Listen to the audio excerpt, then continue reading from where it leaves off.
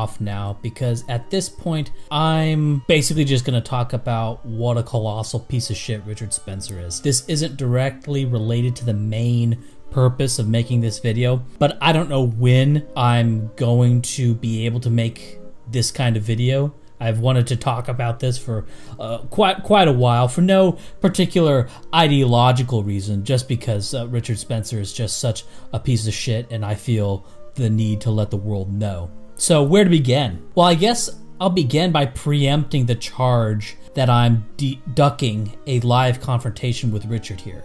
I've attempted twice to argue with Richard about his strategy, just his strategy, not even getting into any core beliefs, but just talking about his strategy on JF's channel, and Richard refused to do this twice. So don't say I'm being evasive. I'm absolutely not. If anyone's being evasive on this, it was Richard. But consider that Richard Spencer has no problem talking to Dinesh D'Souza or talking to any other of the institutional media in general. See, he has reporters lodged squarely up his ass when he's doing live events, and he'll talk to the SPLC and the kinds of people who want you dead if you're white, unless of course you're an Uncle Tom white, in which case they only want you feminized and castrated. So he'll talk to these people who will slander and smear him all day in a totally predictable manner, but suddenly has the strategic foresight to not talk to me. And this is so amazing because go back to the alt-right retard rallies. You know, those events where they would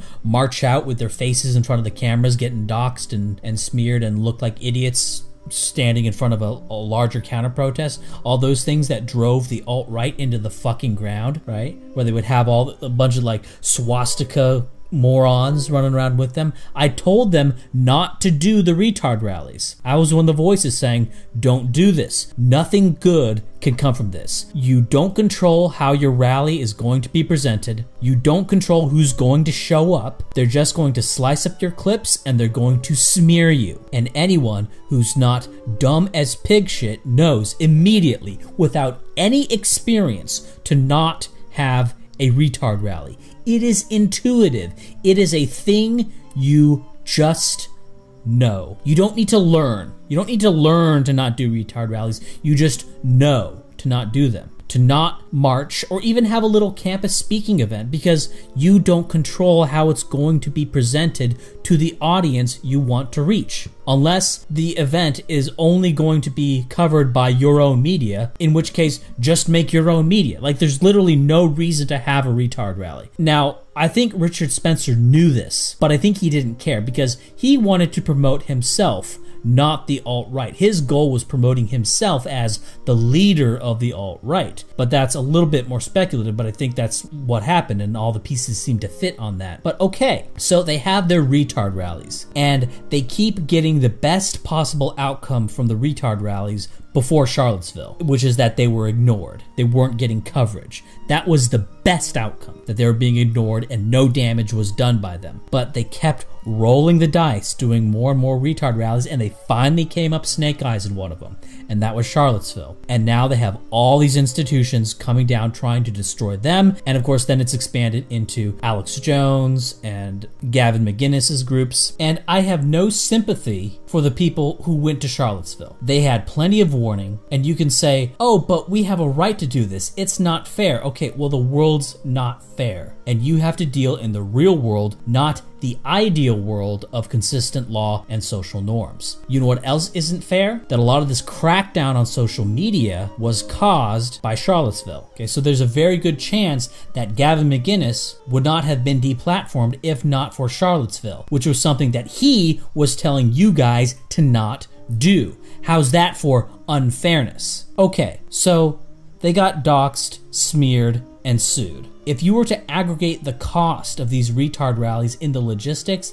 in the lost jobs, and in the lawsuits, it's at least $1 million and one suicide. And that is blood on Richard Spencer's hands right there. All just completely burned, an incredible price paid for an absolute disaster. What else is great is we have these figures getting sued and getting money for getting sued. Now, you have to use judgment on this. You don't want to just abandon anyone who gets attacked, but at the same time, you don't want to subsidize behavior that gets people sued. Andrew Anglin, for example, got $100,000 for a completely avoidable lawsuit.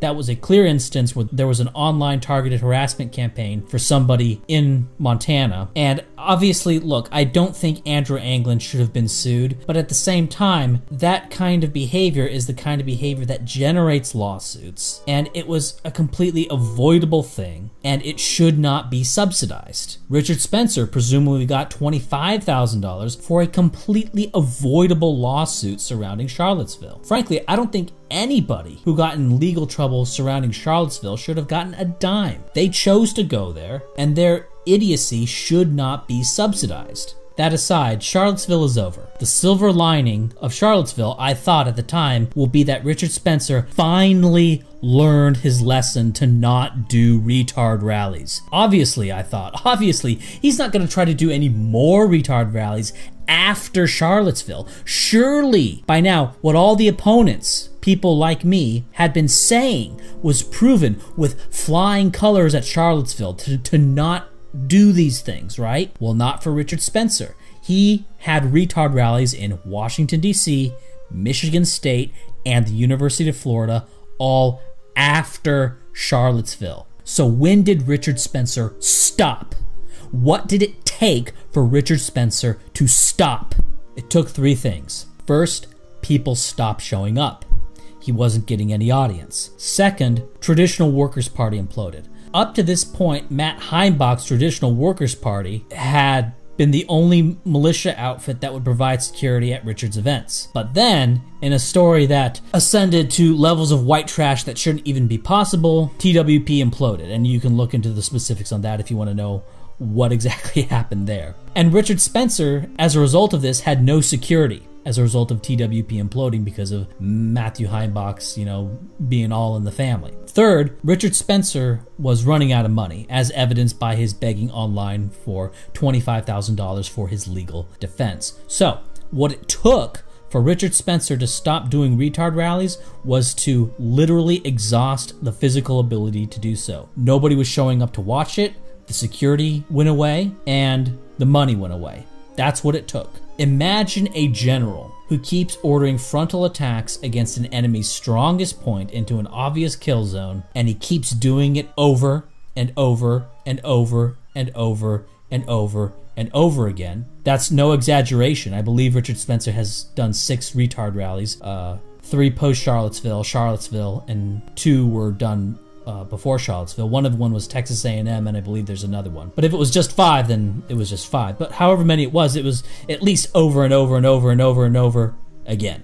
At least that. That's what Richard Spencer did. He was like a general who attacked the enemy's strongest point in an obvious kill zone 5 times in a row. He didn't become aware of the broader strategic situation or cognizant of the damage he was doing until the effects were literally 5 feet in front of his face. And what I think happened is he was stupid enough to listen to the news media when they said, right after Charlottesville, that the alt-right was destroyed because it wasn't having retard rallies anymore. That Shelbyville and Pikeville, which to his credit Richard Spencer did not go to, that those rallies were smaller than Charlottesville and thus signaled a decline in the alt-right. And sadly, I have to say that the Right Stuff podcast kept buying into this garbage that we have to have a real world presence. We have to keep doing this. We can't just be on the internet, and we have to show them that we're still a strong force by asserting ourselves out in public. How stupid can you be to do that? Yeah, the institutional press, who hates you and wants you dead, wants you to keep doing retard rallies, and so they will say that your lack of retard rallies is a sign of defeat in order to keep you to get doing them. This is so simple. They're defining defeat as you not doing something that they want you to do. They want you to march out in public and look like idiots, right? That's what they want you to do. Okay, and you will look like idiots, right? Even if 95% of the guys, if 95 guys out of 100 are, well-dressed, well-spoken, completely like normal dudes, you only need 5 spurgs. And they'll focus on the 5 spurgs. That's going to become the story, and you'll look like idiots. Even You will. They'll make it so. And when describing Richard Spencer's inability to learn about this, to learn this stuff, remember, retard rallies are so obviously stupid that you should know to not do them, period. You shouldn't have to learn. This isn't something that needs to be learned. You just know, don't do this. This is really dangerous and out of control. If you have the vaguest idea of what CNN is and what the New York Times is, you just know to not do retard rallies. Now, as a result of Charlottesville, people considered alt-right or even associated with the alt-right started getting their channels taken down, websites got taken down, and that, which was something unprecedented, but that precedent was broken, largely thanks to Charlottesville, but also the antics of Andrew Anglin, which is another story. Andrew Anglin broke new ground in getting websites taken down from their web hosts, and payment processors started getting taken down, which was also unprecedented. So yes, Charlottesville broke a lot of new ground in that regard. And to his credit, at least Richard Spencer appears to be aware of this, but Charlottesville bifurcated the alt-right's history. Every event became either before or after Charlottesville. Before, the alt-right was a fun subculture. We could have conferences and public events with little interference. After Seville, the system recognized us as a threat and the crackdown began. Many people lost their nerve. Things had become serious. Richard, where are we now? I think you laid out the groundwork quite well. There is a BC and AC distinction in the alt-right. You could say a little bit of the same thing for Hailgate. I can remember this, the salad days of the Trump campaign in spring and summer of 2016 when we were getting along really well with all these alt-right figures. No one was counter-signaling anyone. We all felt like we were on the same team, and that was a great feeling. We obviously Hailgate shook some people out. Yeah, it just happened, guys. It's just a thing that happened. It's not a result of Richard Spencer having the institutional media large squarely up his ass at every event he tries to do. No. It just happened, and it shook some people out. There was obviously a lot of counter signaling. There was a lot of senses. There were a lot of people saying things that were simply not true. Like, oh, I didn't know what this was about. I thought this was just fun and pro-Trump. But Hailgate also served a very important purpose in defining the movement. Yes, in defining the movement as neo-Nazi and thus as a failure. This was a serious movement. Yes, and through the antics of you and Chris Cantwell and Andrew Anglin, it is no longer a serious movement. It is about victory. It is about identitarianism. It is about race. It is about touching the untouchable subjects. And it's about winning. And it is about winning. Hail victory. Yeah, events up to this point have clearly shown that it is not about victory, and maybe you could spend less time hailing victory and more time getting out of the way of people who could possibly achieve some victory. The one thing that I actually do hate is counter-signaling the concept of hail victory. That doesn't mean anything. But, there were a lot of bad things about Charlottesville. It was a disaster in that sense. At the same time, I don't regret in the slightest bit going, and I actually would have really painfully, personally regretted it if I didn't go. Oh yeah, I would have never forgiven myself for not going. Like you would have like canceled your marriage, or not that you're going to get married to to a woman at least. No, just kidding. No, but ouch. But no, you would have canceled your marriage or your dog's funeral in order to be at Charlottesville. I mean, I get that. Oh yeah, but that's goes without saying. And so there's no question that we had to be there. And there's also no question that there are aspects of it that were deeply moralizing. It was bad. A moral victory is basically something where you take losses, you might even lose, but you understand yourself more, you feel like you learned something, you gain something.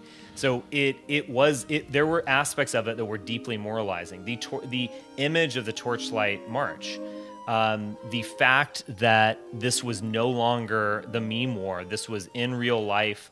You had, how many, 1,000 people, hundreds of people marching with torches. I mean, we came onto the scene. It was, I think of it as bulking and cutting. Up until Charlottesville, we were bulking. We were packing on the pounds, hitting the gym every day. Our movement was growing. And then after Charlottesville, it's been getting rid of all the excess fat and getting nice and lean and hungry again. That's a good way of putting it. Yeah, and look, a lot of people left. A lot of people have cucked out. I think a lot of people have overlearned certain lessons from Charlottesville. Earlier, I asked you, what would you compare this to? What would you compare this movement to? And the answer the correct answer is seduction. Yeah. We are conducting a mass seduction of society, and society is not going to want to sleep with us. And also, okay, we maybe, buy you some Skittles sometimes. Is that how you seduce women? Yes. Skittles. Yes. Okay. Yeah, that's why you get so many girls, I guess. Yeah, it is. You're throwing out the... Yeah. Yeah, the Jolly Ranchers, maybe. I don't know what. Well, okay, saying, whatever. But, point is you have the hardcore, like you show that you are the yes, and we're gonna take losses. That's the other thing. It's like ride it out. So, yeah, basically calm the fuck down. Yes, and which is something I've said many times in these when we have activism events and people are freaking out over some minor issue. Right. It's game day. Calm the fuck down. Play your position. Play your position. Hey, Conti, what position did you play by following the Charlottesville charlatan? Was it cuck? Did you lose your job to play the cuck position on Richard's team? How long till that comes out? Richard describes this as a new phase, a new era we're going through. So this guy just sank the USS AltHype. Everyone's paddling out on lifeboats, and he's here saying, guys, I know this is hard, but we're entering a new phase of the voyage, and only the strongest among us will be able to continue. No, this is not a new phase in some planned progression. This was a completely avoidable disaster. And no, you're not bulking and then cutting the fat. Okay, it's not the fat that's being cut. It's the people with jobs that are being cut. It's the normal people that are being cut. It's your best people that are cutting themselves away from you. Right, all the shitty people, all the white nationalist 1.0 types, all the Aryan nations types, those people are the ones that remain. That hardcore that will always be there, that's what remains. That's not the best stuff. It's not like the worst stuff is being cut and the best stuff remains. No, the best stuff gets cut and the spurgy remnant is what remains. Now at this point, Richard Spencer can't hold down a website, can't go to a gym, gets harassed out in public. He has a Twitter, okay, which is something that Sargon of Akkad, Destiny, and I cannot say, and quite a few, like, very milquetoast people can't say that they have a Twitter.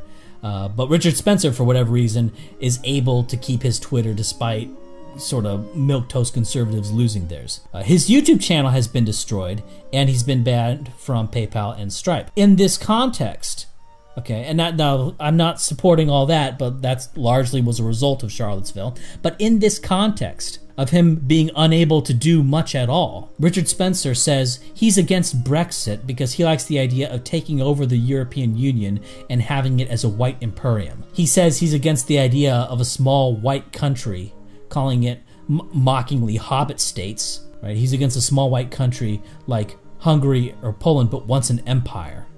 Yeah, I mean, I agree with everything Nick just said.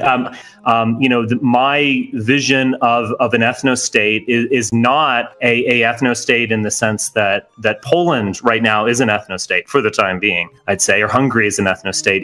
It is a grander concept. It is an imperial concept. I'm so not an ethno-nationalist. I even acknowledge the fact that there is a certain white man's burden to us. We are a ruling imperial people. We are going to probably, for better and for worse, going to have to take care of a lot of non-white people into eternity. And that is not something that I am excited about, but the idea that we can just live and let live.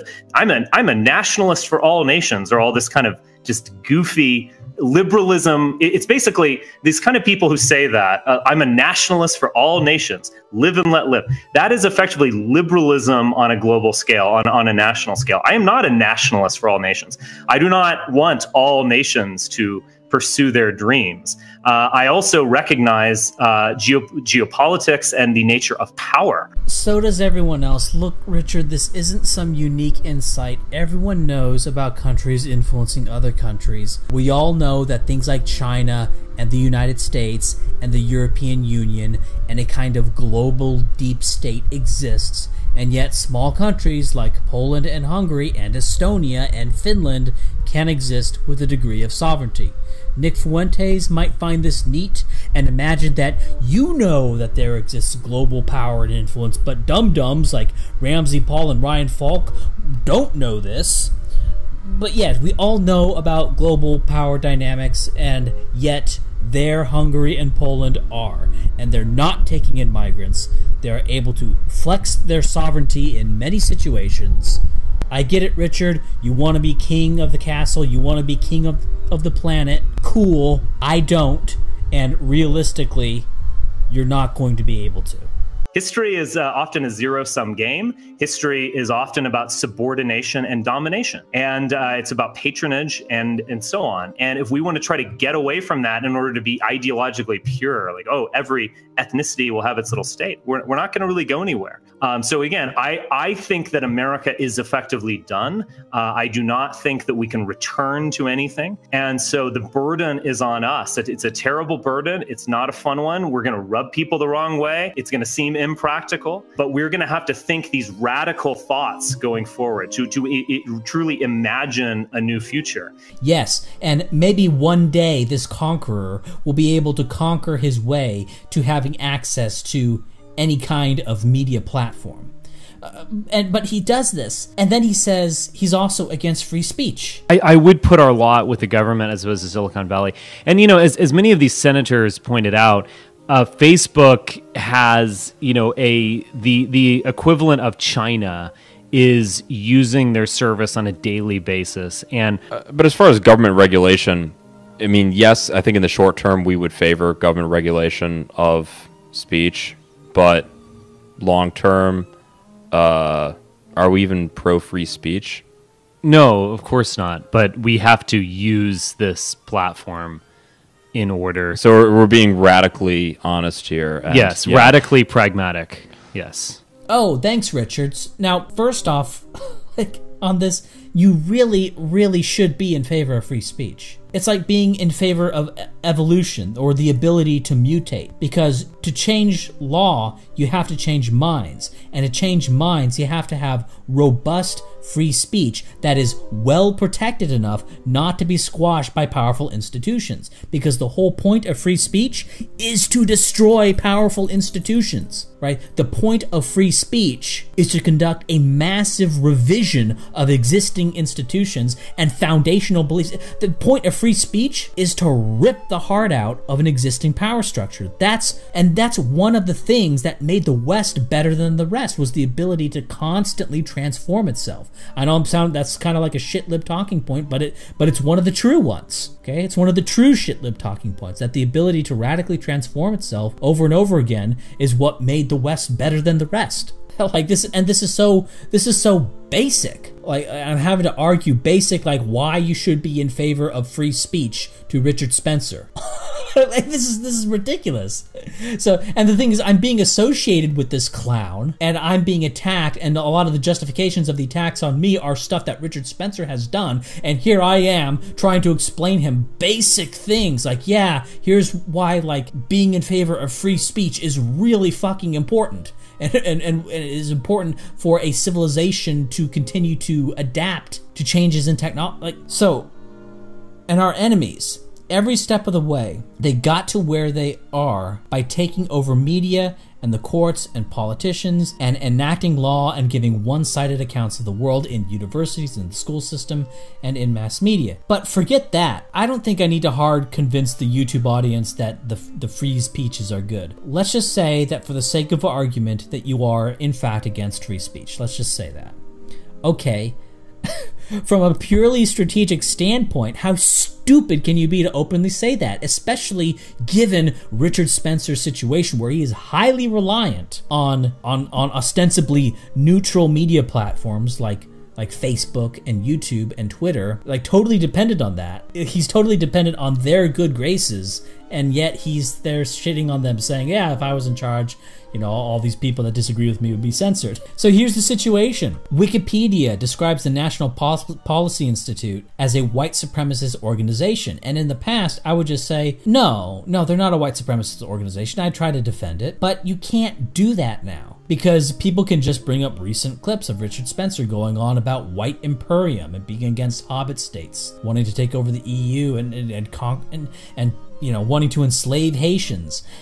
And so if you're going to bring up how he has a right to free speech, though, well, he can just bring up, somebody who's arguing against you will just bring up how Richard Spencer is opposed to free speech. So they can just call him a white supremacist and ban him, and his supporters have no real moral grounds to complain, because he is in fact a white supremacist and he's against free speech.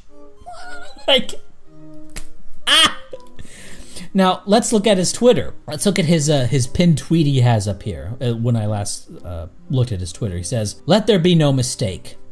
A black James Bond would be an act of dispossession far greater than a flotilla of 1 million refugees." Nope, that's just a weird, random, wrong statement from Richard Spencer. Obviously, 1 million refugees would be way worse than a black James Bond, and also, whose masculinity is defined by Hollywood? He also made a video against the RAISE Act, saying that Asians would be worse than blacks and Hispanics, which is, again, nope, just another one of these just random, wrong statements he likes to make. As I showed earlier in this video, Asians are way better than those two groups in just about every way, every quantifiable way from our point of view. And he just has all of these esoteric, bad takes. He's like a guy who goes to some obscure corners of the earth to dig up turds and tell you that they're exotic truffles. No, they're just really hard to find turds. Hey, Brexit is a bad idea, so are countries. We should use all of this power that we have to take over the EU. Or, you know, if you talk to some shitlib or some boomer conservative, you know what they're going to say. It's dumb, but you know sort of the historical context in which their beliefs come from. Their beliefs aren't entirely logical, they're a function of their history. You know, it came from the boomer conservative turd factory, or the, you know, on the Democrats are the real racists line, you know, which is right next to Hitler was a socialist, right? Stuff like that. And you kind of know where it comes from. There's kind of a whole milieu and a historical context to those kinds of statements. In contrast, Richard Spencer has these boutique turds. Let me tell you why the US should have enslaved Haitians after the hurricane. Phalanx. Gotta talk about Phalanx. Phalanx was an organization that Richard Spencer was charging people $1,000 to be in. And the idea is they were going to have little secret meetups and have some sort of secret society. Of course, this was leaked. And after it was leaked, Richard Spencer sent out a memo saying, quote, "I take personal responsibility for the leak, and I apologize to members." Now, this is something I really don't like, is when people say, "I take personal responsibility." This isn't just Richard Spencer, but people generally say, "I take personal responsibility." What's that supposed to mean? You take personal responsibility? How about you take financial responsibility for all those people who trusted you and followed you into Charlottesville? And he says, "It is clear that my operation was not as tight as it could and should have been. I assure you that I have recognized my failure and am currently working to right our course." Oh, don't worry, guys, he's working on it. He's going to have a conference with several New York Times reporters about this. Or so. And also, it's funny he says this, but this second memo talking about the leak also got leaked. So he's working on it, and then this thing itself gets leaked. This continues. Here are some takeaways. One summer event will take place as planned on August 19th to 21st. However, it will change locations, but remain within driving distance of Washington, D.C., so no one's travel plans should be affected. I was on the wrong track in terms of fundraising on December of 2015, which resulted in the webpage that got leaked and some higher prices of Phalanx membership. Our membership fees will remain at $50 and $100. Other people who are able to give $1,000 will be part of a separate society. Phalanx must remain secret. Thus, over the summer, we should seriously consider dropping our current name and logo, as well as adopting other changes. A Phalanx member was able to locate the young man, the leaker, and I requested he call me. When we talked, he apologized for exposing the group. I accepted his sincere gesture and scolded him for posting what was clearly private and secret. Ironically, he asked if he could become a member of Phalanx. In his words, "This secret organization sounds amazing. I'm going to think about this." He is clearly very immature. So the guy who exposed the secret society wanted to be part of the secret society, and Richard Spencer says he'll think about it. Yeah. Like, what? What? like I mean, I feel like I should have some commentary on this, but like, there it is. Like, this guy who exposed the secret society now wants to join the secret society, and Richard Spencer goes, "I'm going to think about this." I had a talk with him, and he seemed very genuine in how sad he was about exposing it. Like, that's how played can you get? Anyway, continuing. What's with the $1,000 pricing level? This December, I pursued a fundraising strategy that I regret and have ceased. My motives were good. His motives were good, by the way. My motives were good, but I have recognized that I was on the wrong track. Yes, charging people $1,000 to be part of a meetup club was a good idea in principle, but it was just the wrong track. Good motives, but wrong. Continues. Many consultants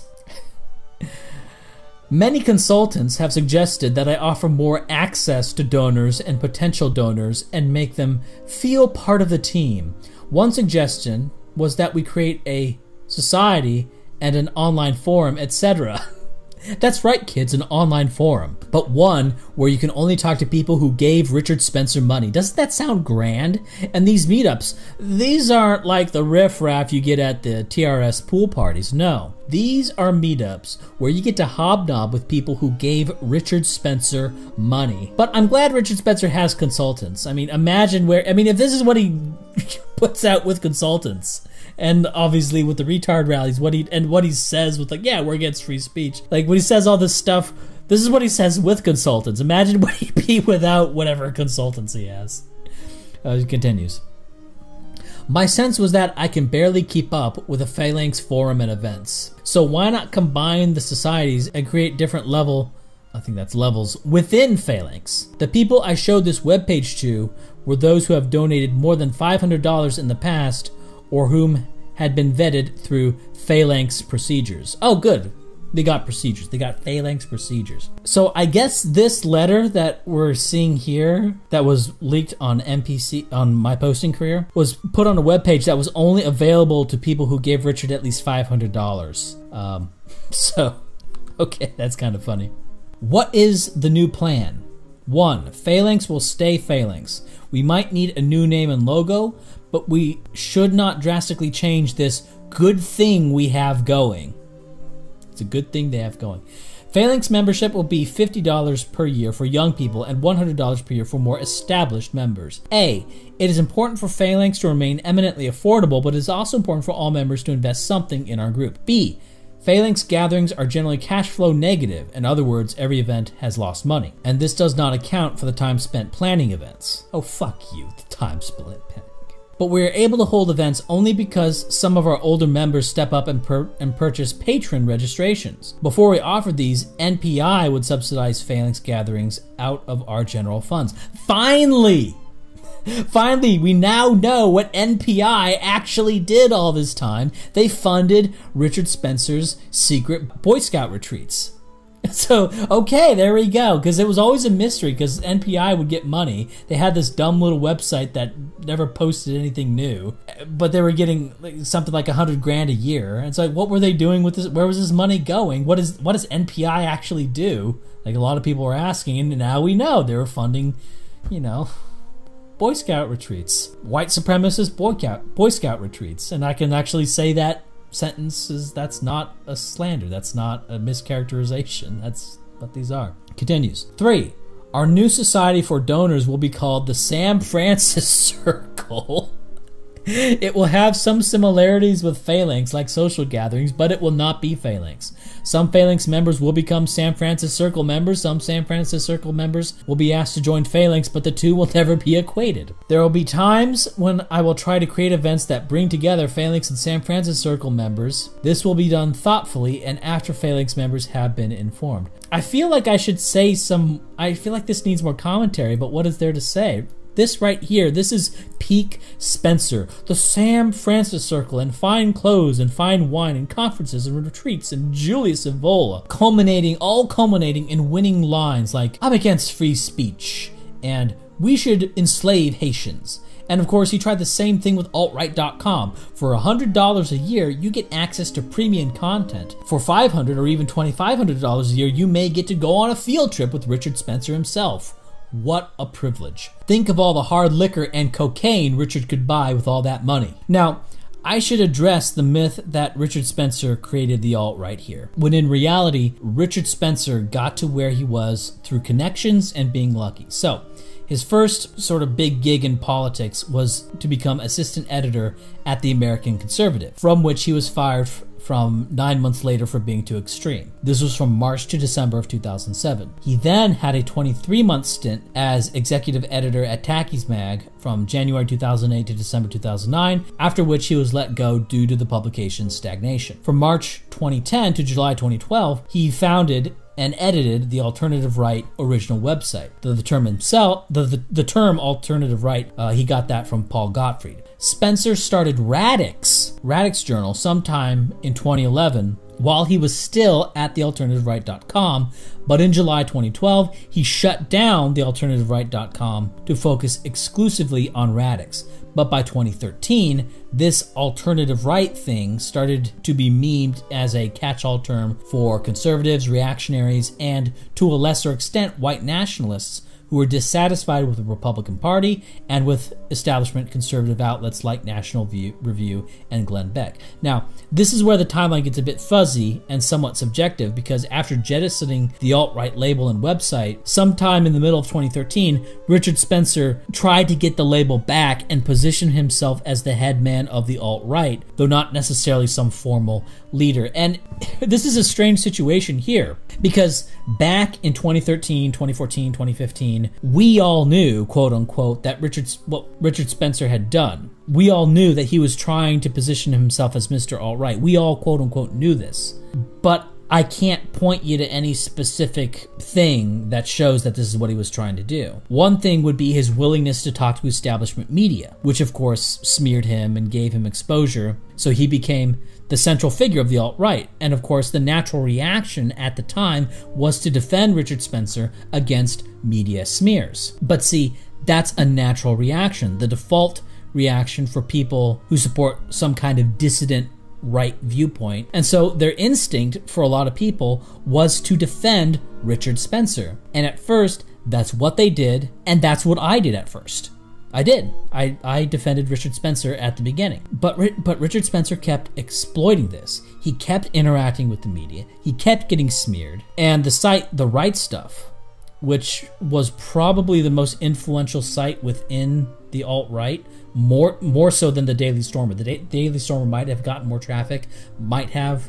I'm a little bit skeptical about their numbers, but I don't want to go into that straight away. The Right Stuff, they made a huge mistake of constantly calling to defend Richard and to never, quote-unquote, punch right. Now, that's a fine line you have to walk here, because on the one hand, you can't just abandon anyone who gets smeared by the media or makes a few mistakes, because if you're too cutthroat, then you won't have anyone left in your movement. But on the other hand, you can't burn down the whole movement trying to save one guy who keeps fucking up. And the Right Stuff, they prevented for a time. Now they've stopped now. Mike Enoch appears to have gotten religion on this. They prevented for a time the healthy and necessary rejection of bad apples. And Richard Spencer not only exploited the natural tendency of people who broadly agree with him to defend him when he got attacked by the media, but this tendency was propped up by a norm pushed through the alt-right of don't punch right. That's the problem. It's hard enough to deal with lies told about us as is. It becomes even more difficult when they have this avatar they can point to where all the lies end up actually being true. right? A privileged white male who cynically uses free speech but opposes free speech and is a white supremacist. Like that's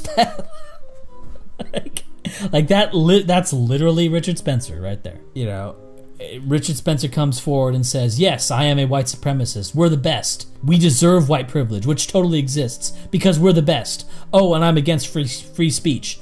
Oh, and I'm a trust fund baby, and I'm damn proud of it because I deserve it. So when they ban me, they can just point to Richard. And there's a whole bunch of shit stains who will go, well, the alt-right opposes free speech, and Ryan Falk is part of the alt-right, so he deserves to be banned. You know? Of course, I mean, the alt-right just grew around me. Like, me and also this guy, Sean Last, we were doing what we were doing long before any alt-right ever existed. So, like to say we're part of it, well, no, we predate it. But anyway.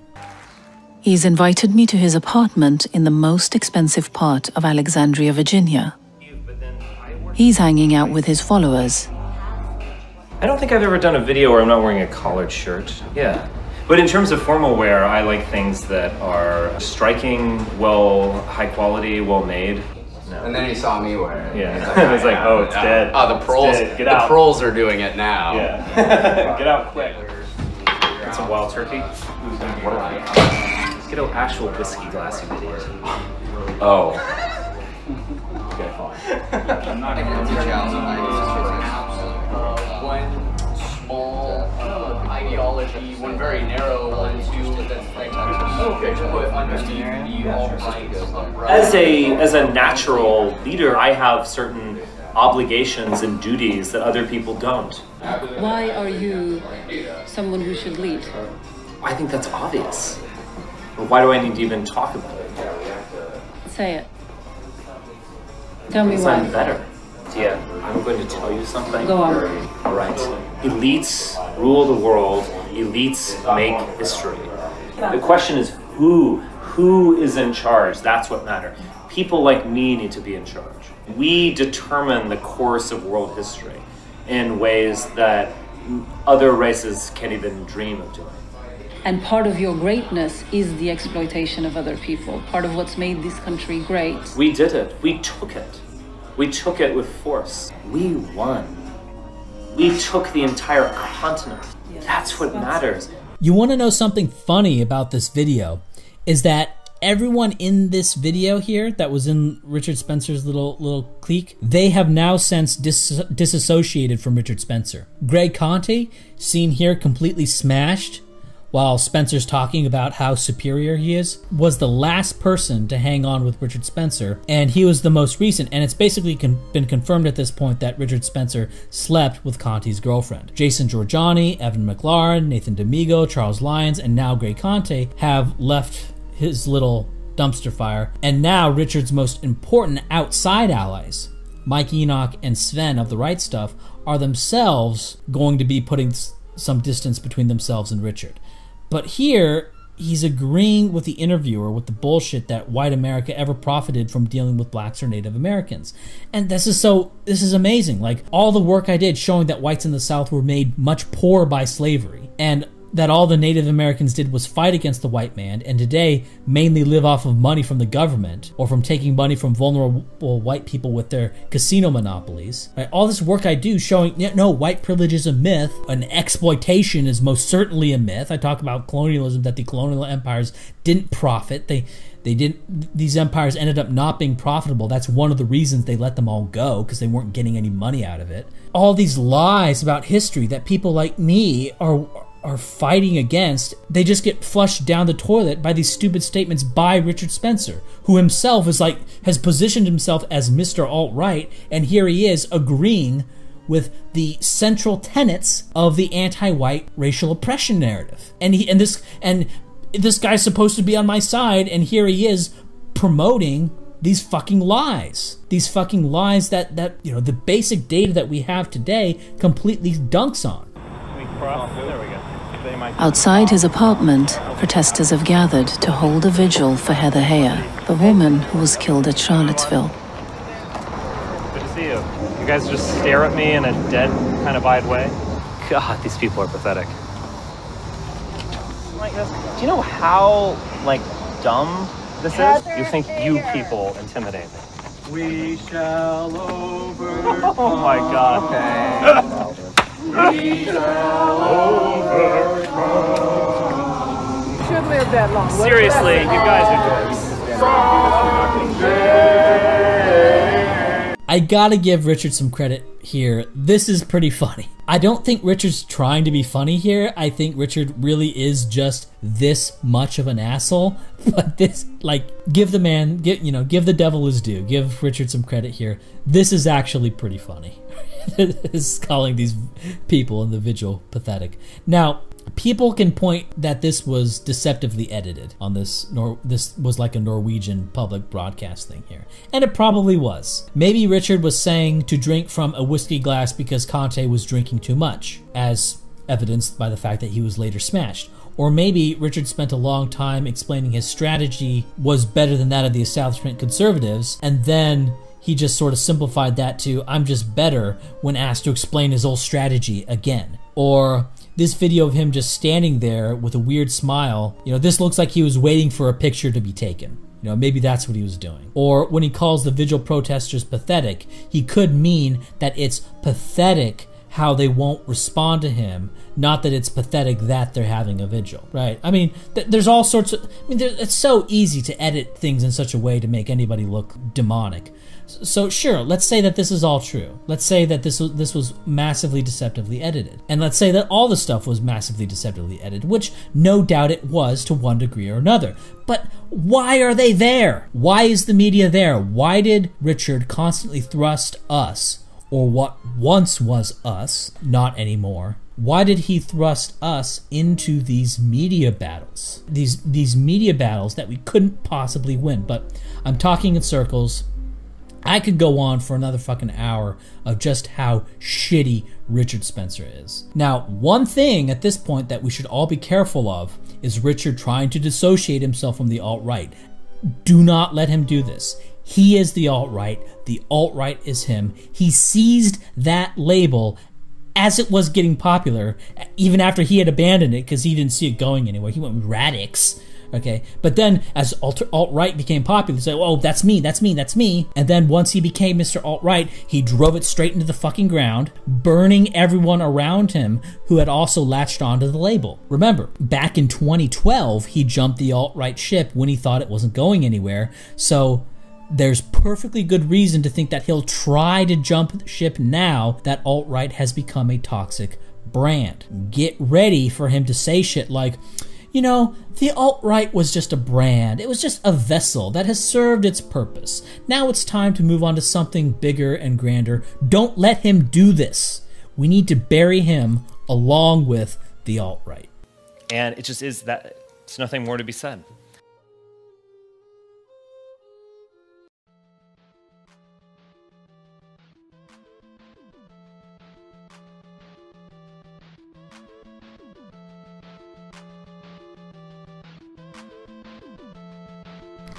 Well, I'm back, and I don't plan on making any more videos like this. This isn't a video I was excited to make, but was something I just had to do. I've been putting off making this video for months. I have no idea what the reaction to this video is going to be. This could be my first net negative video since 2007, 2008. But coming up, I'll be getting back to the issues. There's lots of stuff going on. I'm really excited to be back. I'm not using PayPal anymore, so if you're interested in supporting someone who may or may not be me, you can send money via Zelle to the email address naimruzi@gmail.com. You can also send money to someone who has a Patreon and posts images called Cool Tapes, and payments are made for each image. Now, this Patreon account may or may not just so happen to post a picture every time I happen to post a high effort video on my YouTube channel. I cannot confirm or deny that, and I scoff at any charge that this is simply a way for people to pay me for videos without having to technically tie my videos to the actual payment processor. I'm shocked and appalled at such charges. Now, there's a bunch of stuff I want to talk about going forward on this channel. the effects of communism compared to types of mass immigration on a country, the genocide myth regarding the Belgian Congo, more stuff, something that I've been reading into regarding something that True Dilton brought up, biological Leninism, Russian influence versus Jewish influence, and anti-white racism in the U.S. military.